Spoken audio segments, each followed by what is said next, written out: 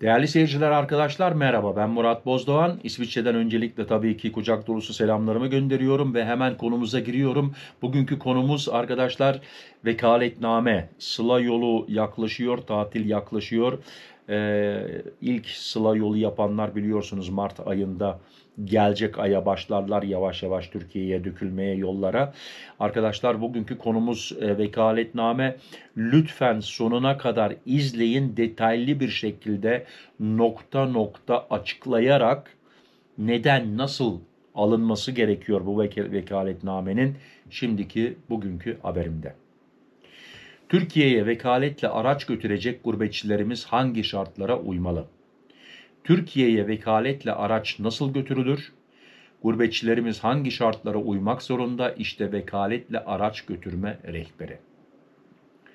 Zaman zaman özellikle sosyal medyada paylaşılan bazı asılsız bilgiler vatandaşların kafasında karışıklık yaratabiliyor.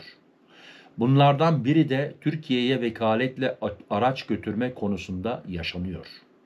Resmi makamlarca yapılan açıklamalarda bu tür yanıltıcı ve yanlış bilgilere itibar edilmemesi gerektiği vurgulansa da özellikle sonhaber.eu haber merkezimize gelen sorular gurbetçilerimizin yaşadığı bilgi kirliliğini de gözler önüne seriyor.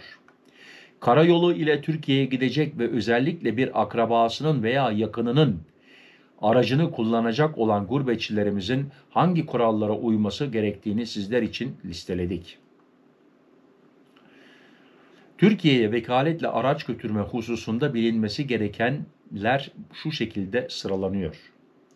Kimlere vekalet verilebilir? Başkasına ait bir araç ile seyahat edeceklerin alması gereken en önemli belgelerin başında vekalet geliyor. Vekalet verilen kişi o aracı kullanma yetkisine sahip oluyor. Prensipte aracınızı kimin kullanabileceğine siz karar vermeniz gerekir. Ancak hem araç sahibi olarak sizin hem de vekaleten taşıtı götüren kişinin Türkiye Gümrük Bölgesi dışında yerleşik olma ve 185 gün koşulunu sağlaması gerekir. 185 günlük sürenin kesintisiz olarak yurt dışında geçirilmesine gerek bulunmamaktadır. Arkadaşlar, bu konuya biraz sonra tekrar geleceğiz. Bir örnek vereceğiz size. Bu 185 günü daha iyi anlayabilmeniz için. Bir firma aracılığıyla kiralanan araçlar içinse taşıt kira sözleşmesinin bulunması gerekiyor. Yani kiralıksa araba kiraladıysanız ona göre yanınızda belge de lazım. Vekaletnamenin yanında. 185 gün şartı. Bu kuralda Türkiye'ye giriş yaptığınız günden önceki bir yıllık süre içinde 185 gün yurt dışında olduğunuza bakılır. 185 günden fazla yurt dışında kalan ve olağan durumda yurt dışında ikamet eden kişinin yurt dışında yerleşik olduğu kabul edilir.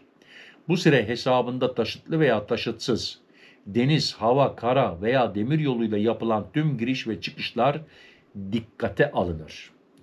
Taşıtın sahibi dışında başka bir şahıs tarafından vekaleten getirilmesi halinde hem vekaleten taşı getiren kişi hem de taşıt sahibinin Türkiye Gümrük Bölgesi dışında yerleşik olma ve 185 gün koşulunu sağlaması gerekir. Şimdi biraz evvel dediğim gibi arkadaşlar bir örnek veriyorum. Bir yıl içerisinde 2 sefer Türkiye'ye giriş çıkış yaptınız ve son bir yıllık süre içinde toplamda 245 gün Türkiye dışında geçirdiniz. O zaman 185 gün kuralına uymuş oluyorsunuz. Bu gelen nokta da çok mühim. Vekalet Türkçe olmalı. Bir yakınının aracını Türkiye'ye götürecek olan vatandaşlar mutlaka bulundukları ülkede noterden tasdiklenmiş bir vekalet almak zorunda. Bu vekaletin Türkçe olarak tanzim edilmiş olması gerekiyor. Türkiye'nin dış temsilcilikleri dışında alınan ve bulunduğunuz ülkenin dilinde tanzim edilmiş ve vekaletnamelerin mutlaka Türkçe diline tercüme edilmiş olması gerekiyor. Şimdi bu vekaletnameyi İsviçre'den alacak arkadaşlar zaten konsolosluktan alması lazım. Türk konsolosluğundan o zaten Türkçe olacak arkadaşlar. Gümrük kontrollerinde vekaletin aslını göstermeniz isteniyor. tercüme edilmiş olsun veya olmasın mutlaka orijinal vekaleti yanınızda bulundurun. Yani bu vekaletnameyi Almanca, İngilizce aldıysanız, Türkçe'ye çevirdiyseniz o Almanca veya İngilizce vekaletname muhakkak ve muhakkak yanınızda olması lazım. Gümrük tarafından kabul edilen vekalet belgeleri. Türkiye'ye girişte gümrük memurları tarafından kontrol edilen veya vekalet belgesi olarak kabul edilen belgeler şunlar. Birincisi, elçilik, konsolosluk veya noterlikçe onaylı vekaletnameler.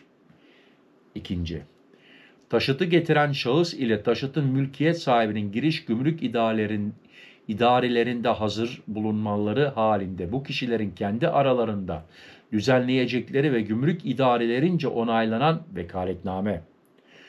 3. Gerçek kişilerin kendi gerçek kişilerin kendi aralarında düzenleyerek ilgili ülkenin gümrük, belediye, emniyet ve mahkeme gibi resmi makamlarına onaylatılmış olan belgeler. 4.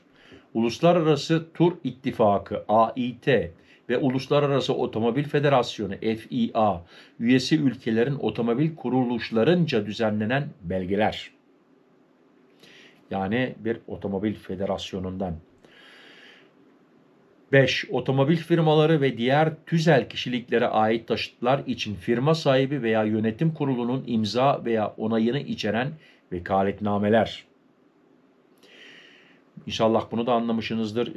Araba şirket arabasıysa yönetim firma sahibi veya yönetim kurulunun imzası lazım. Tüzel kişiliklere ait taşıtları getirecek kişilerin şirket ortağı veya çalışanı olduğunu gösterir belge. Yani birisinle ortaksanız iş yerinde araba ortağınızın üzerine ise veyahut da şirketin üzeri ise ortak olduğunuza, şirkete siz de ortak olduğunuza bir belge lazım.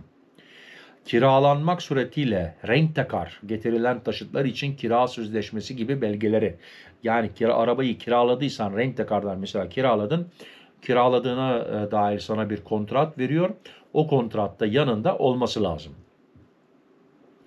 Ön beyan olanağı, yurt dışında yerleşik kişiler seyahatleri öncesinde kendilerine ve taşıtlarına ait bilgileri cep telefonu, tablet ya da bilgisayarlarından gümrük kapılarına bildirebilir.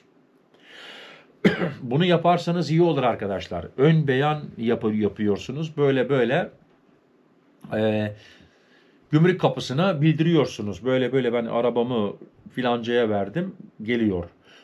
Ve şimdi söylüyorum nereden yapılacak? Uygulaması başlayan ve bakanlığın taşıt ön beyan uygulaması veya E-Devlet Kapısı GTB taşıt ön beyan üzerinden giriş yapan vatandaşlar taşıt ön beyan formunu doldurarak, tekrarlıyorum, GTB taşıt ön beyan, oradan formülü dolduracaksınız. Gümrük kapılarındaki işlemlerde daha hızlı ve akıcı bir şekilde tamamlayabiliyor. Haber arkadaşlar geldi sonhaber.eu'dan teşekkür ediyoruz bu değerli haber için. Gerçekten bunu ciddiye alalım. Bakın nokta nokta size okudum. Şimdi bunun sağı yok, solu yok. Bu son kanun, bu son kural. Bunun yenisi yok. Belki gelecek seneye yenileşir. Daha başka bir şey isterler veya da az bir şey isterler. Belki 3 ay sonra isterler başka bir şey.